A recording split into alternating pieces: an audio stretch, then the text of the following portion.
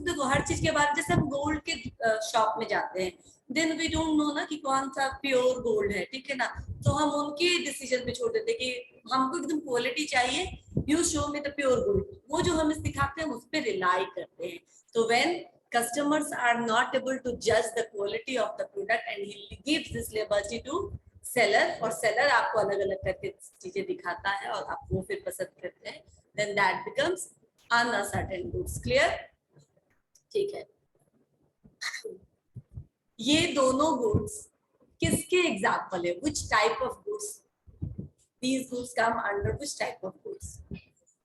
existing goods। very good, existing goods के example है। एक और एग्जिस्टिंग गुड्स के अंदर और क्या क्या है? Ascertain, uncertain and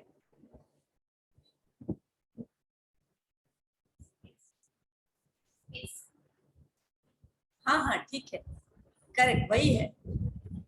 संजलि video on कर लो बाबू, you are so beautiful.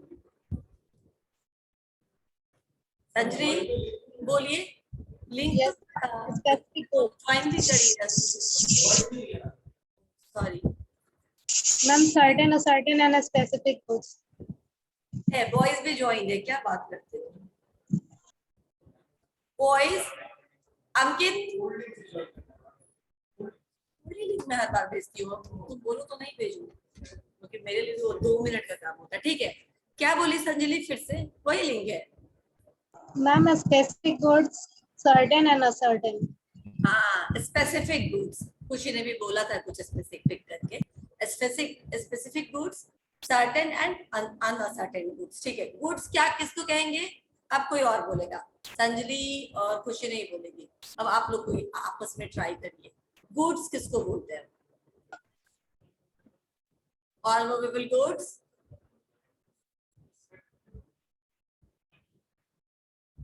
Actionable claims, ठीक है ना, money in actionable claims and what, और क्या गुड्स नहीं है?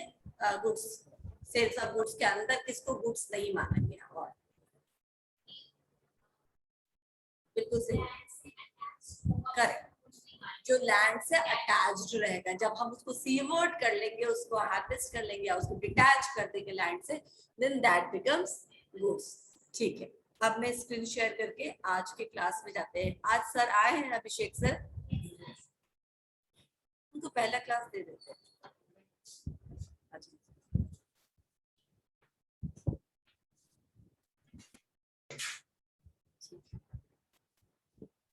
स्क्रीन दिख रहा है? सिंबॉलिक डिलीवरी मैंने बताया था आप लोगों को, बताया था सिंबॉलिक डिलीवरी क्या है, बताओ। हाँ,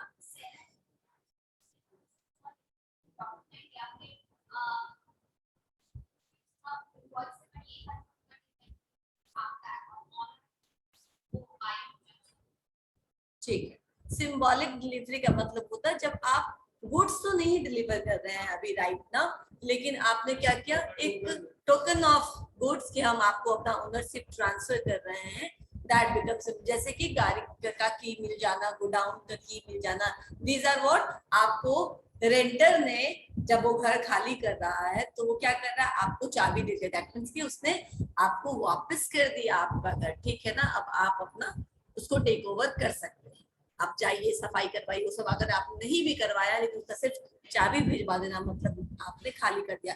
इसी तरह जब लैंडलॉर्ड न्यू टेनेंट को देता है तो वो की भिजवा देता है, राइट, कि अब आप घर में रह सकते हैं, तो वो हो गया symbolic delivery. Actual delivery, constructive delivery, constructive delivery मतलब आपके बिहाफ में आपके किसी फ्रेंड ने, रिलेटिव ने उसको रिसीव कर लिया, पोजीशन एक्चुअल ओनर के पास नहीं गया, लेकिन जो भेजने वाला है he did his best, right, उसने आपके कंसेंट के हिसाब से डिलीवर कर दिया सामान। नाउ अब यहाँ से हम लोग essential elements of sales of goods act यही से शुरू होगा ना, ठीक है। सबसे पहले two parties, buyer and seller.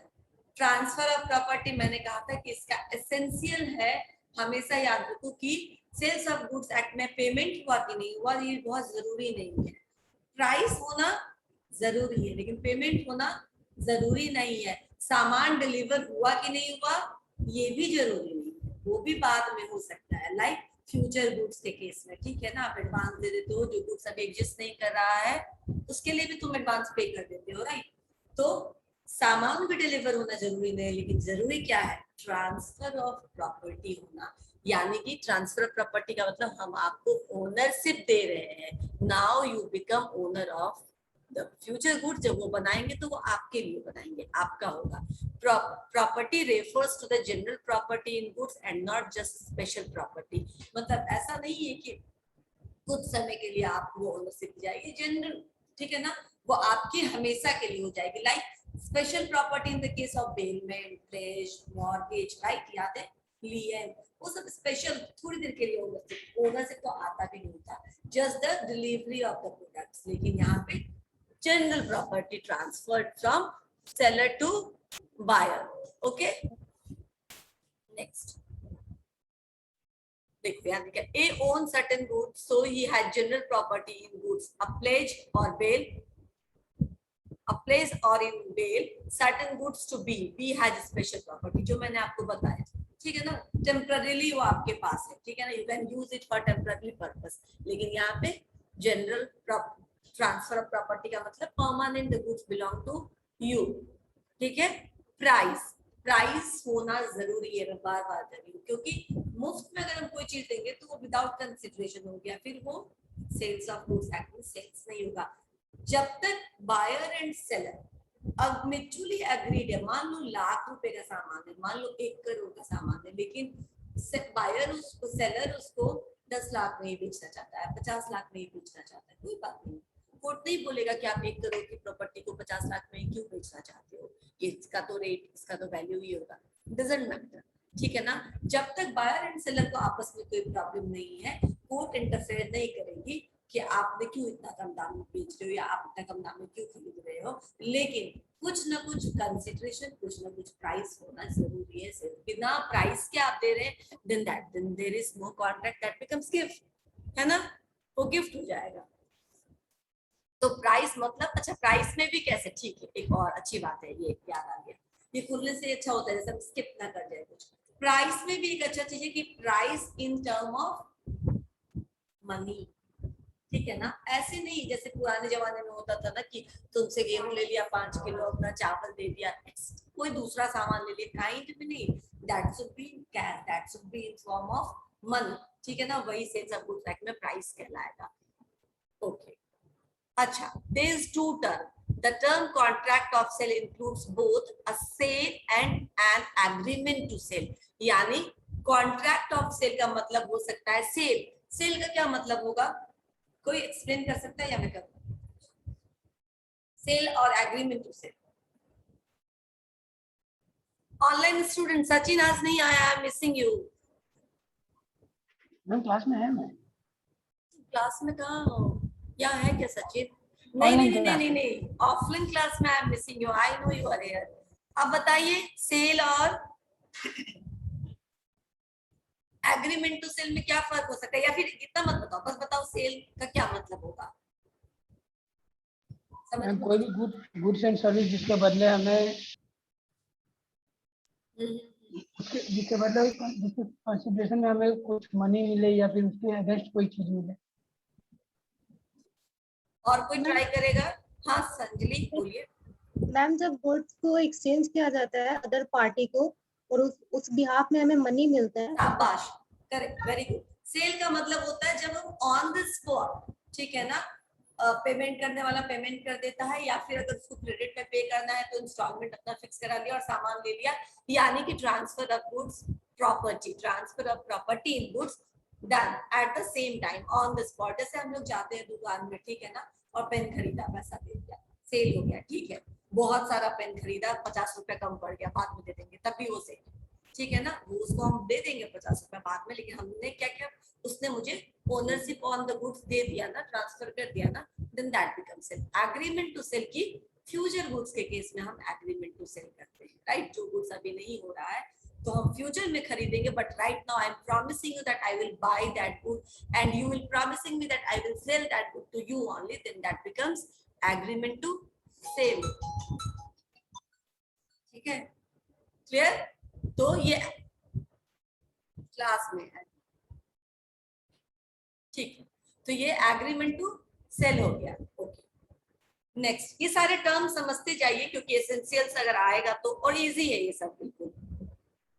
No formalities to be observe, अभी यही मैं कह रही कि formality, no formalities to be observe का सिंपल मतलब है, इसके लिए ये फॉर्मेलिटी है पेमेंट करना और डिलीवरी करना, इट जस्ट ए फॉर्मेलिटी, ठीक है ना। अगर intentionally customer is ready to buy and seller is ready to give you that product on the mutually agreed price, then rest is formality। आपको deliver करना, आपके घर तक पहुंचाना, वो भी एक फॉर्मेलिटी, और आपका पेमेंट करना, ये भी एक फॉर्मेलिटी है। तो no formalities to be observe, लेकिन आपने पेमेंट किया या नहीं किया। सी, at the time of making of the contract of sale, neither payment nor delivery is necessary, neither payment nor delivery is necessary, ना ही पेमेंट जरूरी है, यही मैं शुरू से बोल रही हूँ, और ना ही उस प्रोडक्ट का डिलीवरी जरूरी है। जरूरी क्या है, आपस में कंसेंट होना, म्यूचुअली अग्री होना खरीदने और बेचने के लिए। और अगर आपने प्राइस बाद में भी दिया तो चलेगा, क्रेडिट पेमेंट है, इंस्टॉलमेंट में भी दिया तो चलेगा, कोई दिक्कत नहीं है। ऐसा भी कॉन्ट्रैक्ट होता है ना कॉन्ट्रैक्ट ऑफ सेल में, और वो भी यही कहलाएगा, सेल ही कहलाएगा।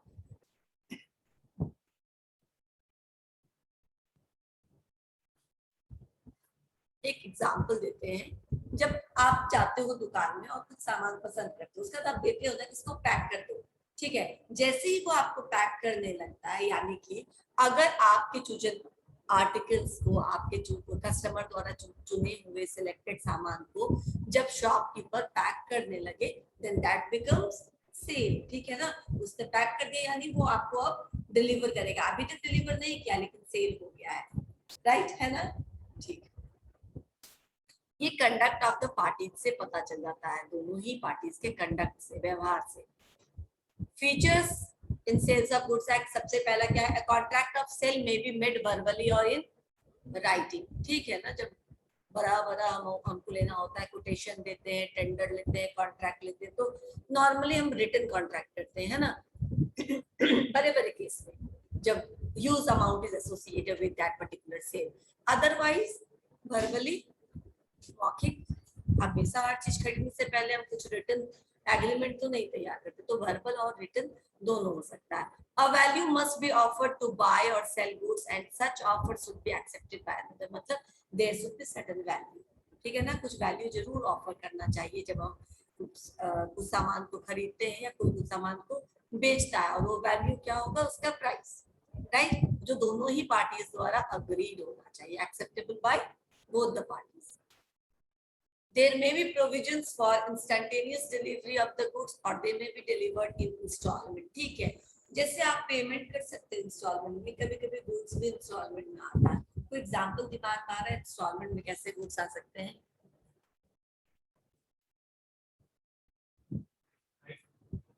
नहीं, कौन से गुड्स, कभी इंस्टॉलमेंट में गुड्स को रिसीव किया है?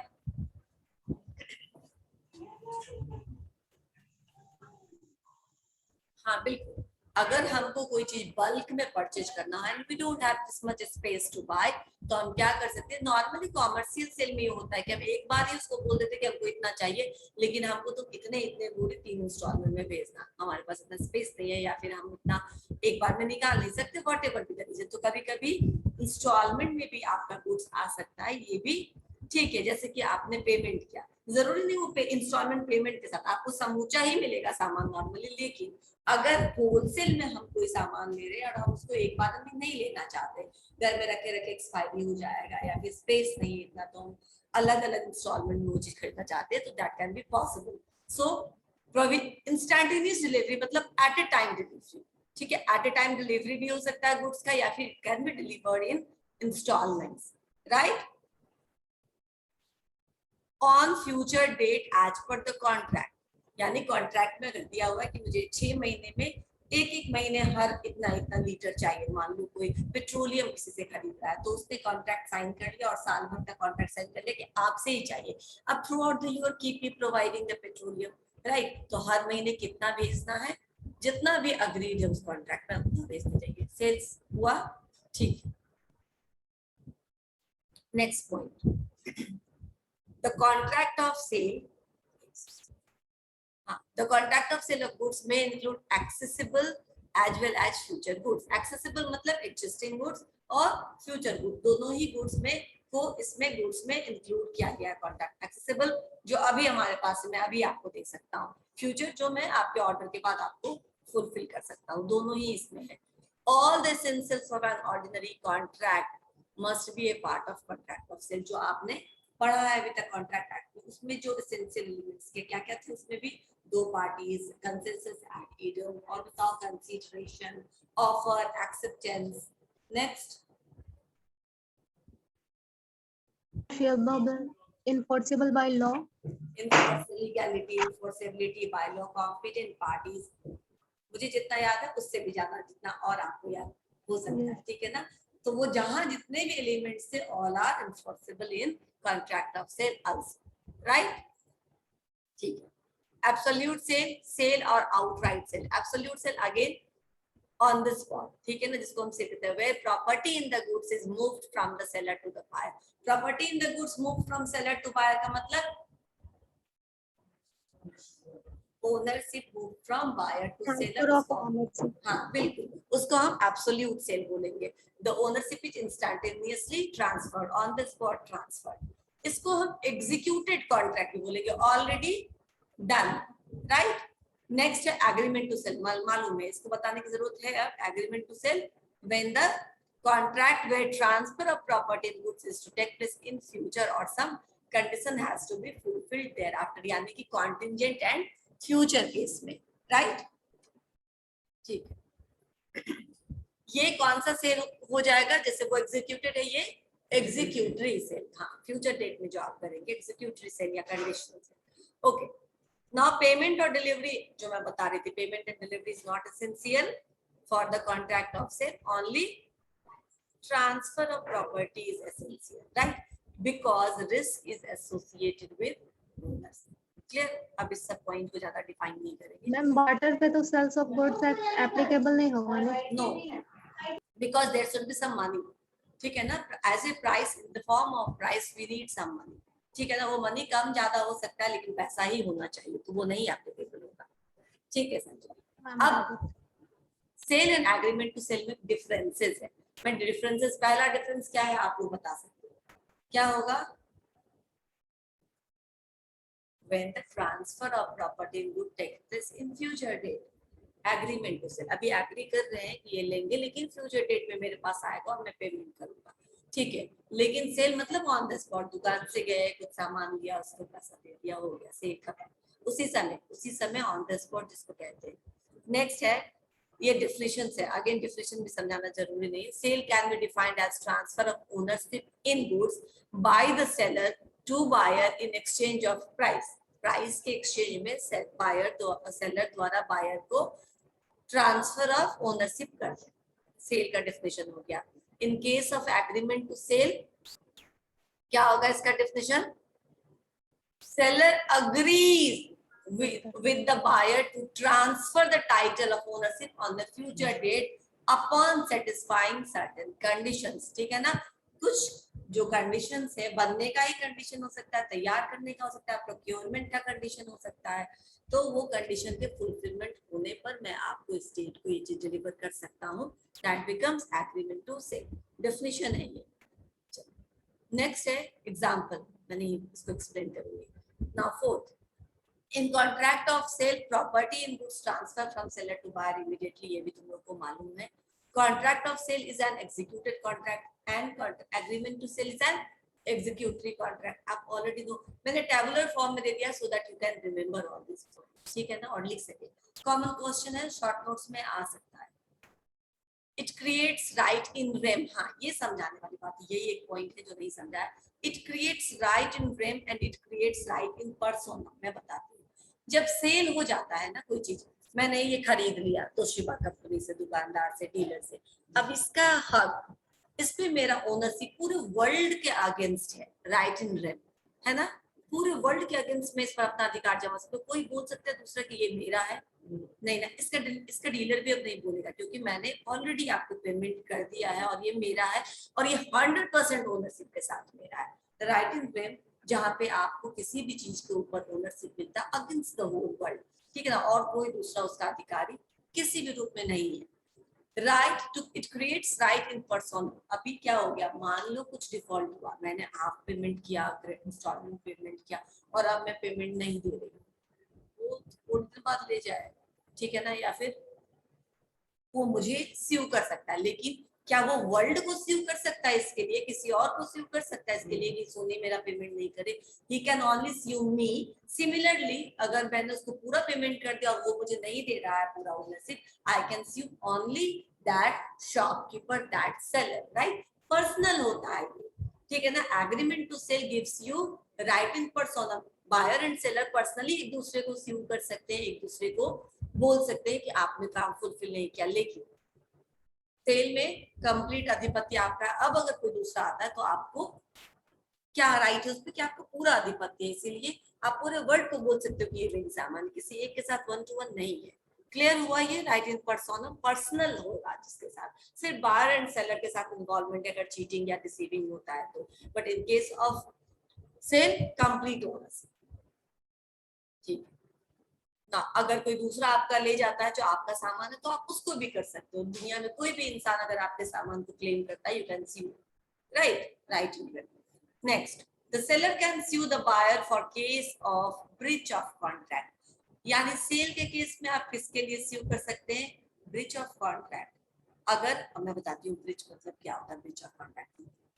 अब मैंने ये मोबाइल खरीदा या कोई पेन खरीदा या ये लैपटॉप खरीदा, आपने इसके जो भी फीचर्स बताए थे, क्वालिटी बताया था इसमें ये एडवांस प्रोग्राम वगैरह है, ठीक है। If I don't find it afterwards, then what happened?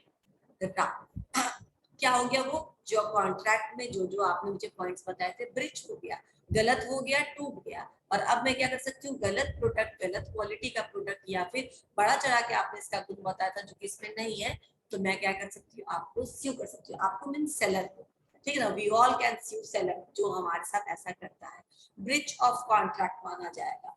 Bridge of contract ज्यादा बड़ा स्कोप होता है। और अगर एग्रीमेंट टू सेल में हमको नहीं दिया सामान तो क्या कर सकते हैं हम? Only damages can be claim. मैं बताती हूँ दोनों में अंतर क्या है। सामान खराब हो गया तो तुम सामान को रिप्लेस भी करा सकते हो और डैमेजेस भी दे सकते हो, या फिर वो गारंटी जो दिया है कि मैं ये करूंगा वो सामान भी रिप्लेस करेगा विद पेनल्टी, राइट। ये होता है ब्रीच ऑफ कॉन्ट्रैक्ट, क्योंकि पूरा पूरा कॉन्ट्रैक्ट ही जिस बेसिस पे क्या गया था वो गलत हो गया। तो मैं दोनों ही चीज के लिए आपको क्लेम कर सकती हूँ, जो सामान खराब हो उसको तुम रिप्लेस भी करो और हम तुम्हें कुछ पे भी नहीं करेंगे और पेनल्टी भी लगाएंगे, क्योंकि ब्रीच ऑफ कॉन्ट्रैक्ट है। लेकिन एग्रीमेंट टू सेल में क्या होता है कि अभी तो सामान सिर्फ एग्रीमेंट था, अब वो बोला नहीं डिलीवर करेंगे, हम कहीं और से लेंगे, हमको ज्यादा पैसा पे करना पड़ा, क्योंकि एट ए टाइम आपको जब कोई चीज चाहिए होता तो वो थोड़ी महंगी हो जाती है, राइट। पहले से लेके रहते तो थोड़ी सस्ती होती। तो जितना ज्यादा हमने पे किया वो डैमेजेज हम उससे क्लेम करेंगे। इसी तरह सेलर का अगर आपने बोल करके नहीं लिया, उसको कुछ नुकसान हुआ तो वो भी बायर को डैमेजेस के लिए, जो उसका नुकसान हुआ उसको कॉम्पनसेट करने के लिए स्यू कर सकता है। दोनों क्लियर हो गया? खुशी? ठीक है। Sale is liable for the sales tax, agreement is not liable for the sales tax. ये कुछ नहीं है, पॉइंट्स को बढ़ाने के लिए ये सारी चीजें, ठीक है। Seller has no right of resale. Seller has right of resale. किस केस में सेलर के पास राइट ऑफ रीसेल आएगा, मैं बताती हूँ। सेल हो गया, मैंने ये खरीद के लिया, क्या now we can sell it the same product to someone else? जो हाथ, तो मोबाइल तुम्हारे हाथ में, जो मोबाइल तुम्हारे हाथ में, क्या वो दुकानदार इस मोबाइल को और किसी को बेच सकता है? नहीं बेच सकता। लेकिन एग्रीमेंट टू सेल में अगर आपने टाइम दिया था कि मैं 1 हफ्ते में आके ले जाऊंगा और आप नहीं गए तो he can resale, right of resale, है ना। एग्रीमेंट टू सेल में वो राइट ऑफ रीसेल कर सकता है, और तब आप उसको स्यू भी नहीं कर सकते, क्योंकि वो उस लिमिटेड पीरियड के बाद सेल किया है, जब तक आपने कहा था उस पीरियड के बाद, या फिर आप पेमेंट नहीं कर रहे हो तब उसने सेल कर दिया, राइट।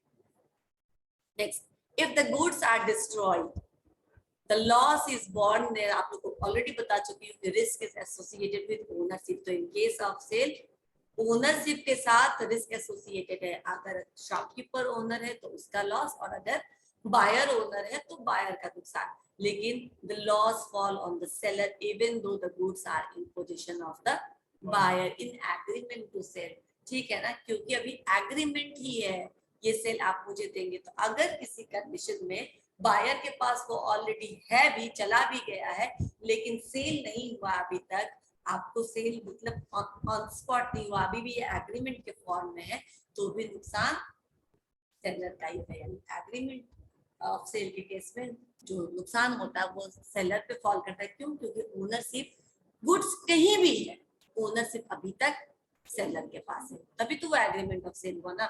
जैसे ही वो ट्रांसफर ओनरशिप हो जाएगा कस्टमर के पास, वो सेल हो जाएगा। Clear?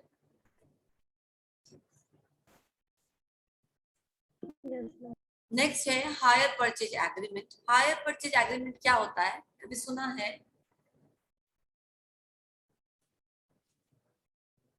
Hire purchase, normally purchase हम लेते हैं, पैसा देते हैं, ले लेते हैं या बाद देते हैं।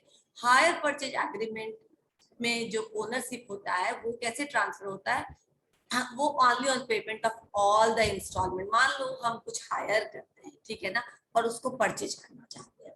अभी मैंने ये गाड़ी आपसे हायर की, 10 दिन 1 महीने से चला रहा हूँ, बहुत पसंद आ गया, अब मैं इसको परचेज करना चाहता हूँ। ठीक है, दुकानदार ने उसको 2, 3, 4 इंस्टॉलमेंट दे दिया, तब तक वो हायर ही माना जाएगा। हायर मतलब रेंटेड, ठीक है ना, आप अपनी यूज के लिए चला रहे हो, लेकिन ओनरशिप सेलर के पास, ठीक है ना, तब तक वो हायर ही माना जाएगा जब तक आप उसको पूरा इंस्टॉलमेंट पे ना कर दे, अदरवाइज वो हायरिंग माना जाएगा। जब when you done with all your installment, you have transferred all the installment, then that hire becomes purchase, ठीक है ना, आपने खरीद लिया।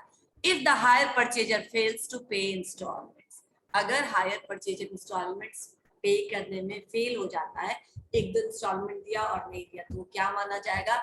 that particular charges will be considered as higher charges, कि आपको यूज करने के बदले में जो आपने पे किया है कमीशन, उसके रूप में माना जाएगा, पेमेंट के रूप में नहीं माना जाएगा। ठीक है। 10 hire purchase agreement is a combination of bailment and agreement of sale. समझ में आया? बेलमेंट जब यूज के पर्पज से है, और जब आप ले लेंगे फ्यूचर डेट में, तो उस सेंस में agreement. So it is the combination of both. Hire purchase is the combination of both. As soon as you transfer all the installment, that goods becomes yours and you become the owner of that particular goods, and that hire purchase becomes sale. ठीक है? Clear है ना? ये बहुत छोटा ही है, बस समझा दिया आप लोगों को। अच्छा, in case of sale, the property passes as soon as sale is made. ठीक है? In case of sale, कुछ भी लेना है, पेन लेना है, ड्रेस लेना है, कोई भी सामान लेना है, मशीन लेना है, लैपटॉप लेना है, मोबाइल लेना है, कुछ भी लेना है, आपने पेमेंट किया या इंस्टॉलमेंट पे करोगे, आपको सामान डिलीवर हो गया, ओनरशिप ट्रांसफर हो जाता है। In the case of sale, ownership is transferred instantaneously. It's not necessary that price is fully paid और पार्शली पेड, लेकिन हायर परचेज एग्रीमेंट में does not result in passing the property. अभी जो मैंने आपको बताया कि ओनली इंस्टॉलमेंट्स, 2-4 इंस्टॉलमेंट्स पे करने से ऐसा नहीं होता है कि आप you become owner of that particular goods. आप पूरा पे कर देंगे तभी आप होगा। टाइटल विद दिस टाइटल, जब तक आपने पूरा पेमेंट नहीं किया तब तक वो चीज क्या कंसीडर किया जाएगा? As a bailment. ठीक है, समझ में आया सबको? Yes ma'am. नाउ चलो, ये थोड़ा जो सेल्स ऑफ गुड्स एक्ट में सबसे इंपॉर्टेंट पार्ट है, अभी तक जो पढ़ा वो तो आगे जानने के लिए जरूरी था, बाउंड्री था। ठीक है ना? अगर कोई हम लोग सेंटेंस बनाना सीखेंगे तो सबसे पहले तो अल्फाबेट आना चाहिए, वर्ड्स आना चाहिए, तभी सेंटेंस बनाएंगे। तो these are the boundaries for sales of goods. जो मोस्ट इंपॉर्टेंट पार्ट है और समझने वाली बात है वो कंडीशंस एंड वारंटीज है। शुरू करूं या उसको नेक्स्ट क्लास से शुरू? बोलिए, टाइम में थोड़ा देख रही हूँ कि ऑलमोस्ट वी हैव कवर्ड। जल्दी बोलिए नेक्स्ट क्लास में, क्योंकि इसके लिए पूरा और मुझे भी एक्सप्लेन किया तो फिर काफी लंबा टाइम लगेगा इसको एक्सप्लेन करने में। ठीक है, तो conditions and warranties will explain in next class, but this is the backbone of sales of goods act. ठीक है, ओके, अटेंडेंस ले लेते हैं, या फिर मुझे कोई एक सेकंड